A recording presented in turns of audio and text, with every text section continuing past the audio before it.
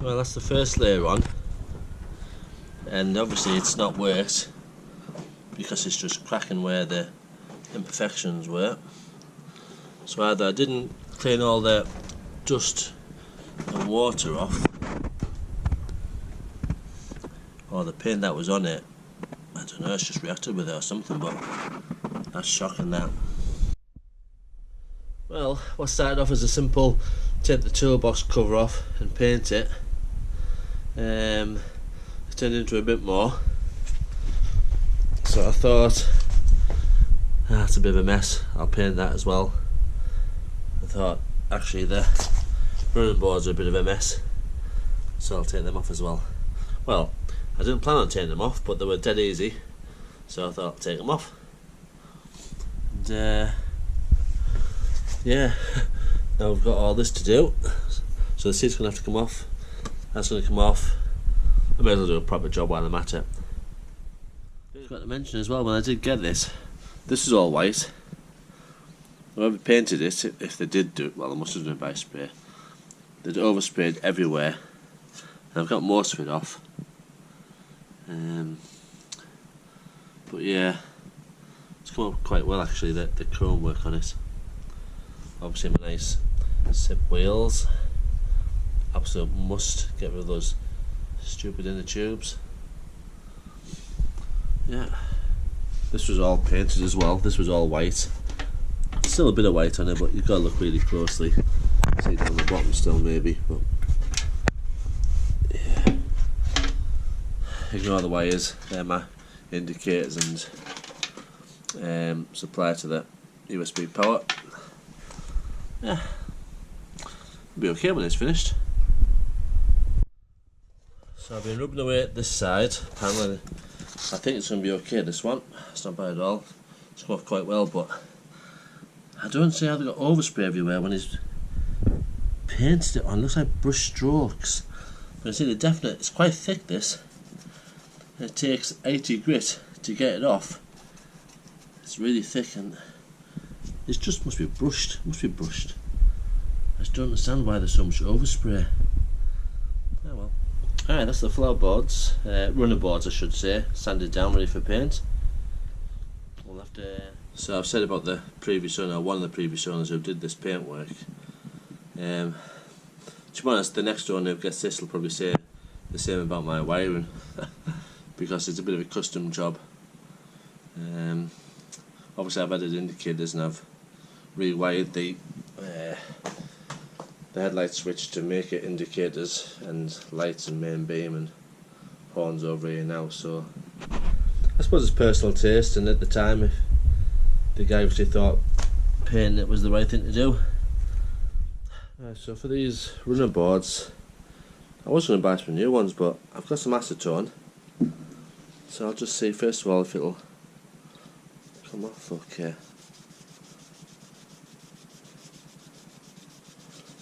You know what? I'll just clean them up. Seems to be coming off okay.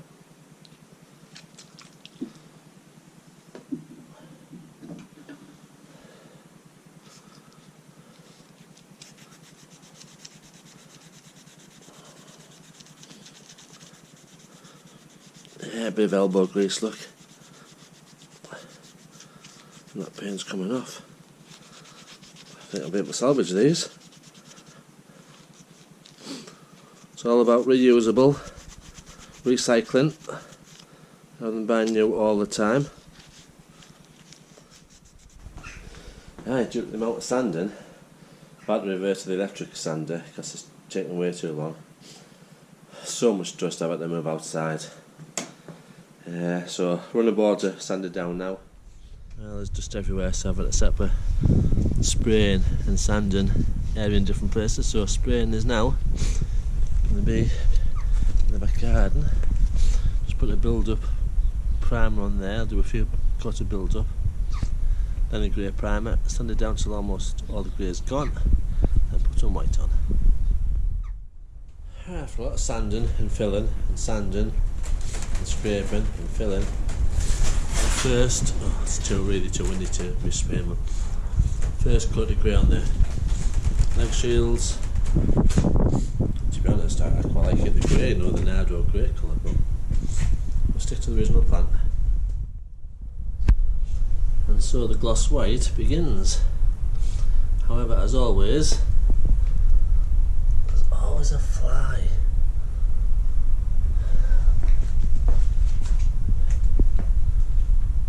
Still need a bit of a sand down again, because the paint's reacting again. I think it must be house gloss he painted the bike with, because this spray paint's just not reacting very well to it at all. Well, that's the toolbox and the runner boards done. White gloss and lacquered.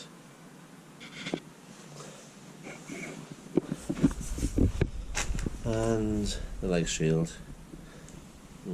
Probably looks quite good on the video, but to be honest it's a bit rough. Right, I should have really been videoing this, but I totally forgot all about it. Put the runner boards back on, and I'm just putting the trim back on now. And then I'm going to work on the toolbox, see if I can get that to fit on properly. Yeah, it's not too bad. It's a much more presentable than it was. It's quite a bit of a difference in the paint colour, but next week this is going to get all done. Nice bright white.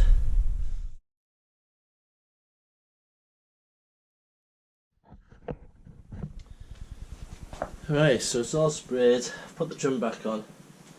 I'll try and mount this top box, this toolbox. And it's a bit difficult. There's two bolts there which hold the Lambretta badge on. I'm going to cover them, I think. Just about cover them. Get all these wires out of the way. Probably in line. It's very difficult to see, I don't know if you can tell on the camera. There's two balls down the bottom, and we're going to drill some holes through. I'll try and point out there's one there, and one just there, and then some sort of bracket up on the top. So difficult. Right, that's in line with the top bolts. Something like that. I've scratched the brand new paintwork. To mark where I didn't put some holes. Nice. So there, you can see there's a mark there and a mark there. And there it will be under there somewhere.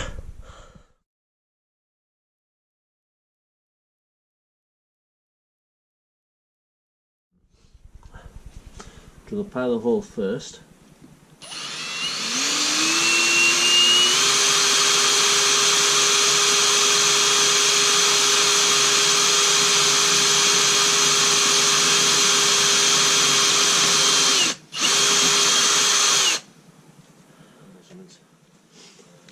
Nice little pile of hole first.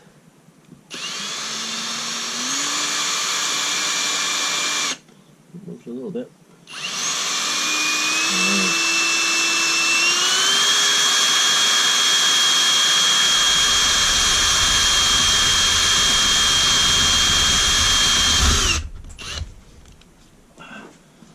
Look. Yeah, we're clear.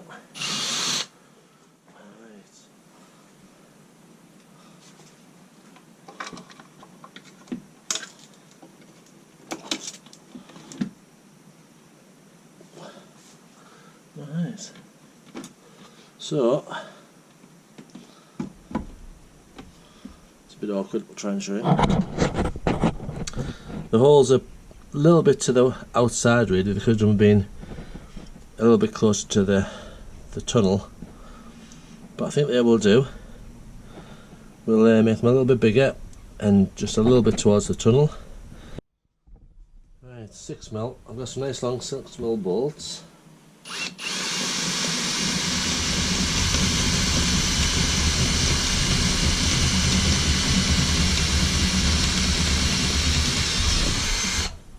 One.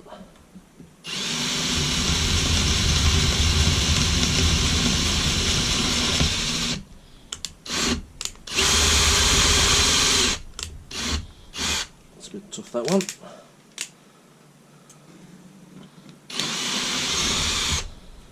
Right. Some nice stainless bolts. Perfect for that. So I put a 7mm drill through the holes, and they're now fixed at the bottom. Ignore the trim, it's just a sacrificial trim. I should really cover that big hole up. But now I'm going to do something with the top. Oh, I'm scratching the top, look. So much for the trim. We've actually come down quite a bit there, haven't we? Idea number one was something like that bracket there, bent round, bolted on, and then nut and bolts through here. Maybe weld a nut on the back of there so it's a little bit easier. And then just two of them, cross and bent.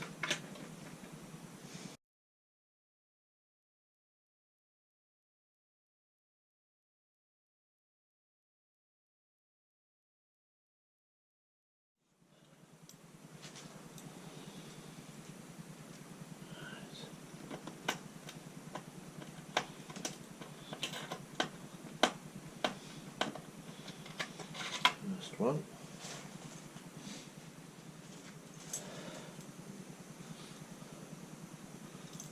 Oops. And there'll be one in the middle. It's not an ideal way of doing it, but if it works, then we can improve on it.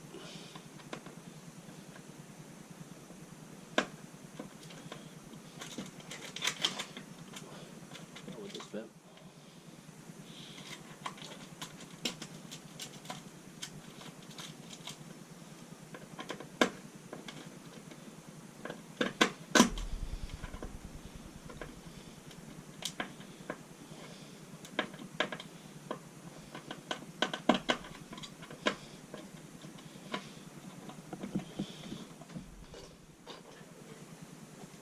After that,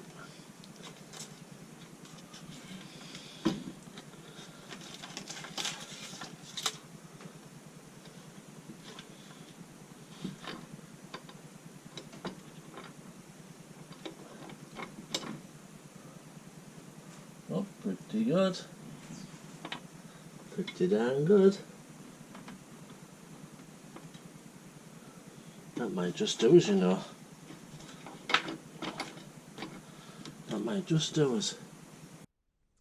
Right, you rejoin me. I put bolts, I took the brackets off, put bolts in them, put the brackets back on. So I would just slide on and just get a nut on and tighten them. It's a much better way of doing it. So let's have a go. Right, you rejoin me with the toolbox first.